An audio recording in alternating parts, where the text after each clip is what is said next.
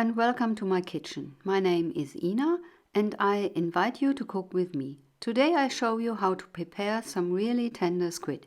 It takes only 1 minute. Before the time has come, I start preparing some rice that will be served on the side together with a garlic yogurt sauce.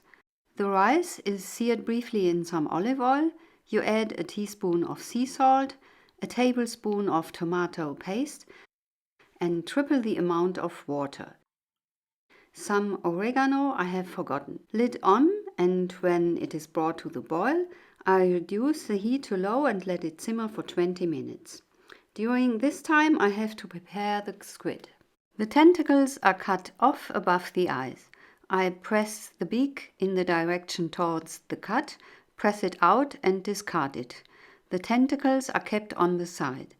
After that, the fins are torn off, and also, if there still is, the skin which had been missing here. Then I tear out the innards by pressing them down with my knife and tearing on the other end. And what is looking like a plastic feather is the cuttle bone, and it's completely fine. Any jelly-like substance is pressed out with the back of my knife.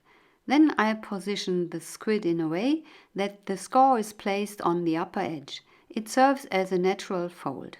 Then I cut off a small stripe at the end, and after that I make incisions along the side of 1 centimeter width. The upper side stays intact and holds everything together. The innards are discarded, and no, it is not nice to look at. Perhaps your fishmonger will do that work for you. After that, the prepared squid is cleaned carefully under running water, and any innards can be washed away.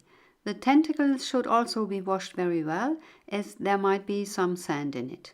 Dark spots on the surface don't harm.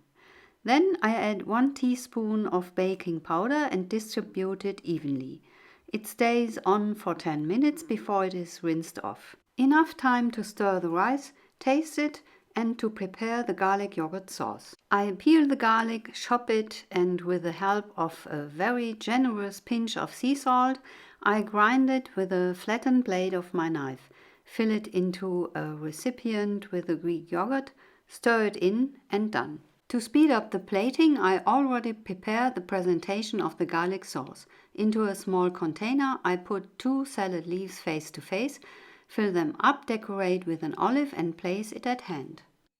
The squid is rinsed and patted dry before frying. Before starting that, I heat up the plates in the microwave. The cooking time of squid is 1 minute, and when stewed 1 hour. There is nothing in between. If you fry it longer than 1 minute, it will taste like rubber. My frying pan is filled with some olive oil, and I put the tentacles into the still cold pan so that the thermic difference is not so strong. I turn them around a few times, and after 30 seconds I add the squid. I'm turning them as good as I can so they are fried evenly, and after a minute I drizzle on some drops of lemon juice and some sea salt. Now it is high time to turn off the heat and to plate.